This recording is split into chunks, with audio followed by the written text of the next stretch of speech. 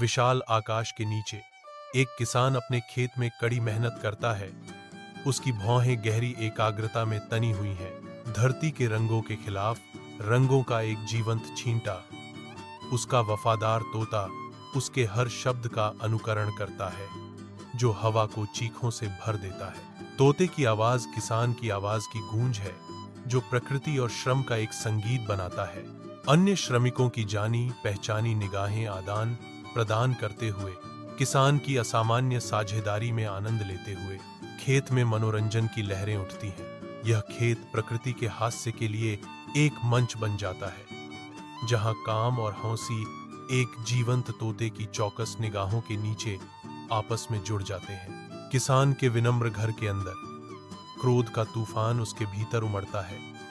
उसका चेहरा निराशा से विकृत हो जाता है। किसान की फसलें बर्बाद हो गई हैं। वह निराशा से ग्रस्त है। वह अपनी मुट्ठी लकड़ी की मेज पर मारता है, जिससे कमरे में कंपन होता है। एक मिट्टी का बर्तन अस्थिर रूप से हिलता है, जिससे टूटने का खतरा होता है। गुस्से में आकर वह दुनिया पर एक अभिशाप छोड़ता है, अनदेखा, अनसुना। एक तोता चुपचाप खिड़की की देहली पर बैठा है। उसकी छोटी आंखें हर विवरण को दर्ज कर रही हैं। गांव के चौक के हृदय में एक तोता बैठा है।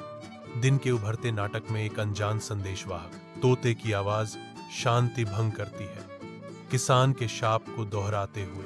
तोते के शब्द हवा में तैरते हुए ग्रामीणों के बीच एक झटके की लहर फैल जाती है। किसान शर्मिंदा होकर पीछे हट जाता है, क्योंकि उसका रहस्य उजागर हो जाता है। ग्रामीणों ने हाँफते हुए, उनके चेहरे आश्चर्य और विश्वासघात के मिश्रण से अंकित थे।